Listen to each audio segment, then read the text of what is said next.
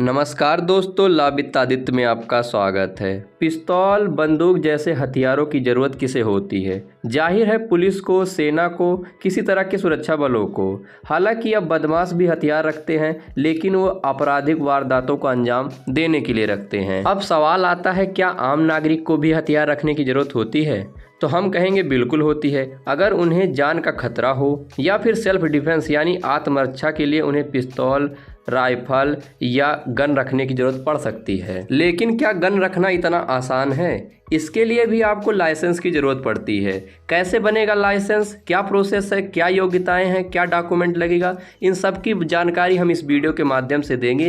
Video में बने रहिए और वीडियो को लाइक कीजिए, चैनल को सब्सक्राइब जरूर कीजिए। अब बात करते हैं गन लाइसेंस के लिए क्या योग्यताएं होनी चाहिए। यदि आप आत्मरक्षा के लिए पिस्तौल रखना चाहते हैं तो लाइसेंस हासिल करने के लिए आपकी उम्र 21 साल या उससे अधिक होनी चाहिए, भारत के नागरिक होने चाहिए, आप पर कोई गंभीर आपराधिक मामला दर्ज ना हो, शारीरिक और मानसिक रूप से स्वस्थ होने चाहिए, कोई सरकारी बकाया ना हो। इन तमाम योग्यताओं के अलावा एक जरूरी शर्त यह है कि आपको कारण देना होगा कि आपको गन का लाइसेंस क्यों चाहिए, आपको जान का खतरा है या किसी प्रकार की कोई समस्या है तो आप गन का लाइसेंस लेना चाहते हैं। हमारा कानून भारत के हर नागरिक को आत्मरक्षा के लिए हथियार के लाइसेंस पाने का अधिकार देता है।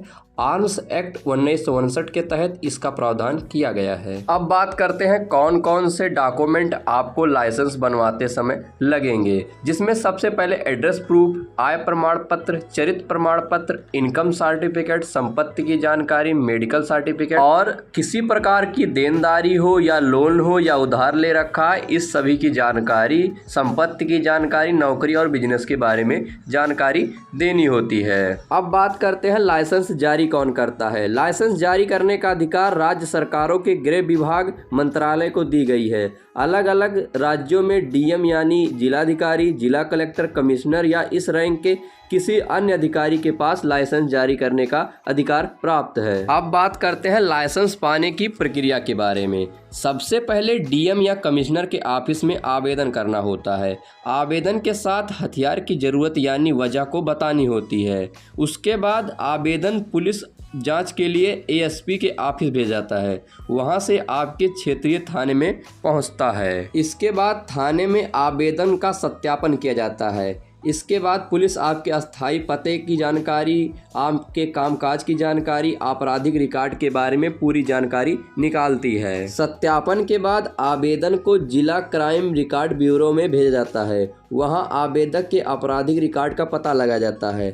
थाने से आई रिपोर्ट को दोबारा चेक किया जाता है। इसके बाद आवेदन रिपोर्ट के साथ एएसपी ऑफिस फिर भेज दिया जाता है। कुछ आवश्यक कागजी औपचारिकताएं पूरी करने के बाद एएसपी ऑफिस से आवेदन डीएम या पुलिस कमिश्नर के ऑफिस आ जाता है। इसके साथ ही आवेदन के बारे में एएलआईयू यानी लोकल इंटेलिजेंस यूनिट की जांच करता है। पुलिस और एएलआईयू से मिली रिपोर्ट के आधार पर डीएम यह तय करता है कि आवेदक को हथियार का लाइसेंस दिया जाए या नहीं दिया जाए। लाइसेंस मिल जाने के बाद सरकार की ओर से आधिकारिक दुकान से हथियार खरीद सकते हैं। लाइसेंस में हथियार के आकार प्रकार के बारे में पूरी जानकारी दी जाती है। हथियार खरीदने के बाद इसे प्रशासन के पास ले जाना होता है। वहाँ पर लाइसेंस और खरीदे गए हथियार के विवरण का मिलान करके रिकॉर्ड में दर्ज किया जाता है। इसके साथ ही संबंधित थाने में रजिस्टर में यह जानकारी दर्ज करानी होती है। इसके बाद ही आप हथियार को अपने घर ले जा सकते हैं। बात करें लाइसेंस की वैधता की, तो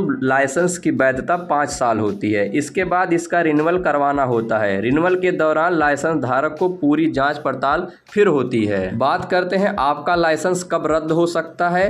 अगर आप हॉर्स फायरिंग यानी किसी शादी, ब्याह, पार्टी या उत्साह के समय खुशी जताने में इसका इस्तेमाल करते हैं, दिखावे के लिए, रुतबा के लिए या किसी को डराने धमकाने के लिए इसका इस्तेमाल करते हैं, या आप इसे बेचने की कोशिश करते हैं, तो तब भी आपका लाइसेंस रद्द किया जा सकता है। एक महत्वपूर्ण बात, चुनाव आदि विशेष अवसरों पर आपको अपने हथियार को पुलिस स्टेशन में जमा कराना होता है। इस चुनाव समाप्त होने के बाद आप अपने गन या हथियार को पुनः प्राप्त कर सकते हैं।